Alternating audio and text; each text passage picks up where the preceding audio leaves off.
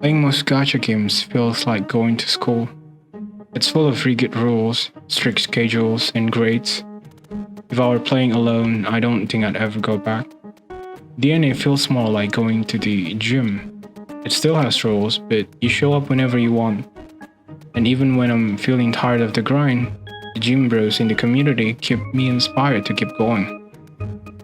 This isn't a formal review or a meta beginner's guide. I just miss making videos and things felt a bit quiet in the week leading up to the update.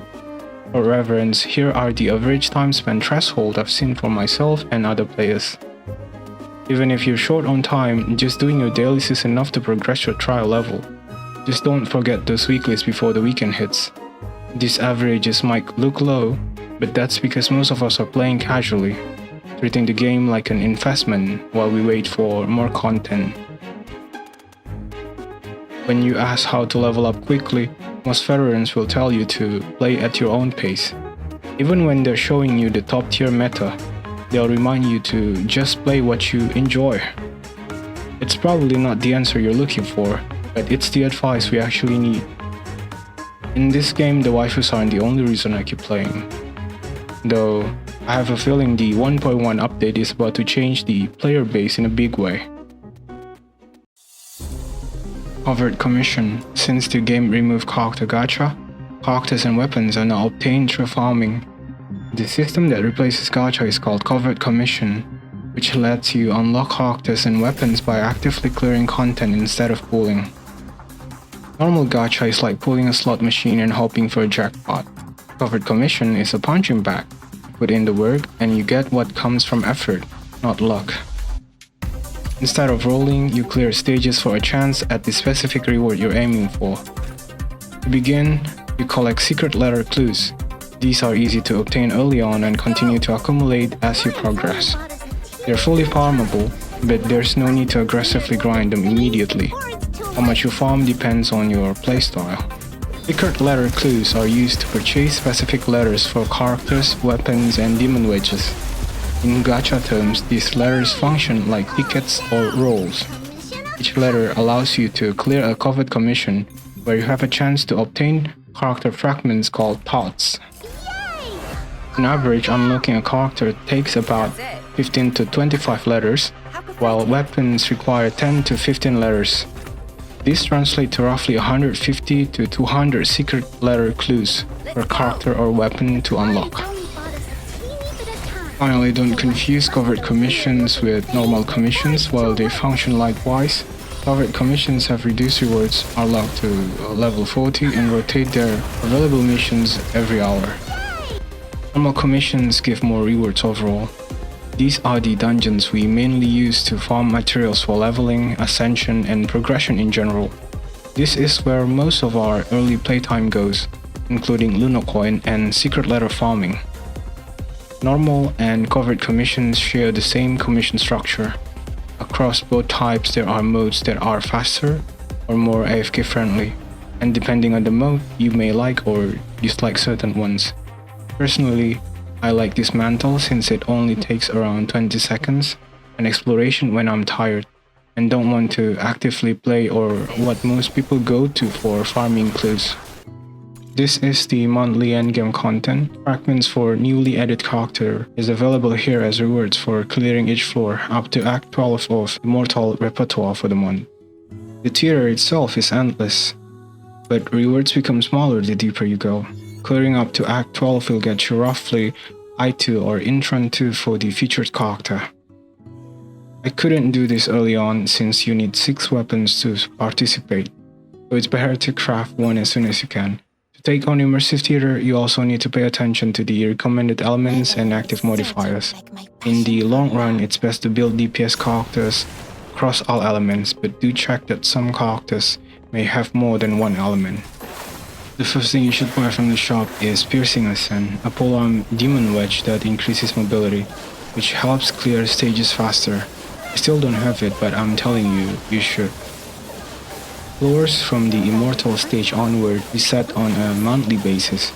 DNA also announces upcoming rotations, so we know when a new character is being introduced and which elements and modifiers will be relevant. Once a character is rotated out, they are moved to weekly bosses and so on. This is the second stop for characters and weapons added in the previous month. Items listed here are unavailable in the secret letter shop or anywhere else, except in cases like the featured character in Mystic Maze. DNA usually pauses which characters will be moved to the secret letter shop ahead of time so you can plan accordingly. In that sense, this mode functions like a limited weekly banner.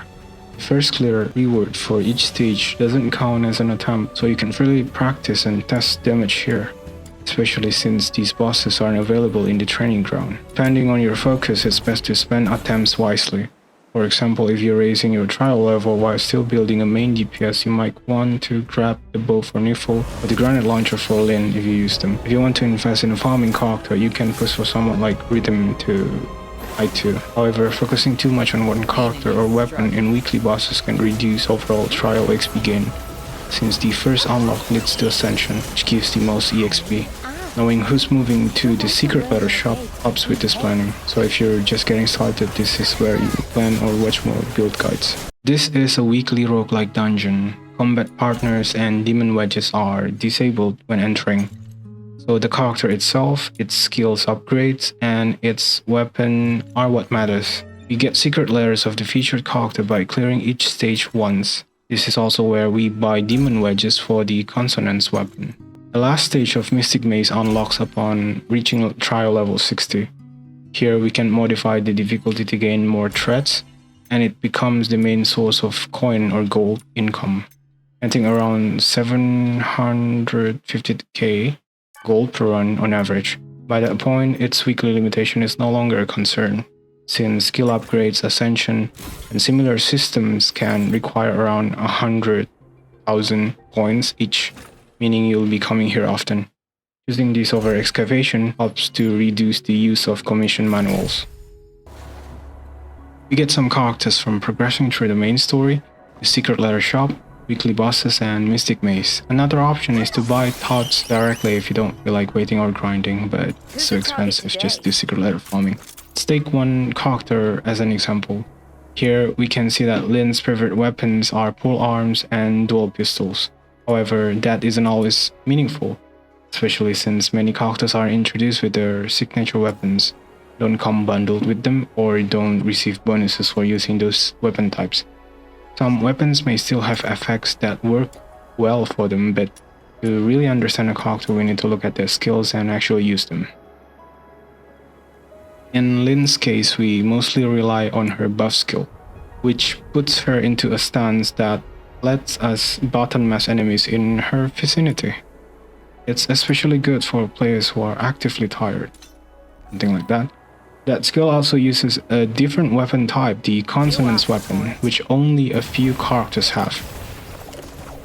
As a result, we rarely use her melee or ranged weapons. Because of that, upgrading her skills and filling wedges for both the character and her consonance weapon provides more power than trying to balance and upgrade everything she can equip. There are melee and ranged weapons. We farm them the same way we get characters, but it takes longer. From their Covert Commissions, we obtain their materials and blueprints. Once we get the blueprint, it shows up in the forge as a craftable weapon, along with a fixed list of required materials beyond the ones obtained from Covert Commissioning. They always require the same materials, it's just for melee and full range weapon. In short, you mostly need 300 Lino coins, around 500,000 coins, and almost 5 hours for the entire crafting process. As for weapon holders, cooling, and smaller materials, we naturally craft and accumulate large amounts of them the more we play. Weapons have stats, and some also have effects when used with certain character elements. Players often refer to these as stat sticks, meaning they are used mainly for their stats. For example, Wainwright increases skill damage and is one of the most commonly used and upgraded weapons, since most DPS characters are skill dependent. However, some weapons synergize especially well with specific characters. For instance, Emblem makes intron 6 Nifl feels like she's shooting missiles. Another example is ricochet pistols. When hitting enemies, they increase dual pistol damage by 50% for 18 seconds, which greatly boosts Lynn's buff skill since her consonance weapon is also a dual pistol. That's for farming, and if it's for bossing, you might go with the granite launcher. I would still recommend looking up builds for specific characters or creating your own. Demon wedges are similar to mods or artifacts. They can be socketed into characters, melee weapons, ranged weapons, consonance melee weapons, and consonance ranged weapons. There are 5 types, as far as I can tell. They mainly add stats or effects and sometimes even change how a weapon functions or how its skills behave. Character demon wedges are also separated by element, meaning a hydro character cannot use a pyro demon wedge, and so on. There are around 500 demon wedges in total, and when we try to equip them, the game only shows the ones that are compatible with the character. If something doesn't appear, it's either not usable by that character or we simply don't have it. For purple rarity and below demon wedges, we get them from doing the Nocturnal manual. Level 65 Nocturnal manual is element-based commissions, so they only drop demon wedges of their respective element. You may want to run this just to fill out demon wedges for the character you're currently using when it's available. Gold demon wedges blueprints can be farmed from the secret ladder shop, bounty commission chase, and the level 80 Nocturnal manual, which unlocks at try level 60. I grouped these together because I haven't farmed a single gold demon wedge myself, only the gold demon wedge from Mystic Maze, which are for the consonance weapons. Even so, I'm able to clear all level 80 bosses, level 80 commissions including chase, and reach Act 12 of Ripa Toa without issues in version 1. Finishing Act 12 of Theater in 1.1 with no gold wedges is still possible with Psyche. You can summon combat partners using the tactical backpack and loadout. This depends on who you're using, so checking their passive and support skills to enhance your main DPS is usually the best move. Another factor is their weapon. More skill range or duration can add power to the team, especially if they aren't as geared as your main. Finally, upgrading their skills and using demon wedges like Serenity or Uplift for sanity recovery and damage dealt will noticeably speed up your sessions. Geniemon is a pet system where we can bring a companion along. They possess both active and passive skills. There are 3 types of Digimon: the active ones that walk with us, and the inactive ones which serve as skill fodder for the active Digimon. The third type is the shiny version, which has an extra trait slot. We can catch them in the wild or as random encounters during solo and co-op commission. There seems to be a limit on how much you can farm them daily or weekly, but they do reset. They can definitely speed things up, but not to the point of being game changing because of how grindy the process is, except for Broboxy, which is probably the only one you'll be using. You are guaranteed to get this guy from 2 chests while doing the main story in the Silas and Loans of Fort. If you miss them, you can check the online interactive maps. Box's active skill is good for Geniemon and chest farming, while his passive skills are essential for farming anything, including AFK farming. Its bonus loot chance is equivalent to a green book or green commission manual, but when you're using a green book and its skills proc, you'll get a 200% bonus reward.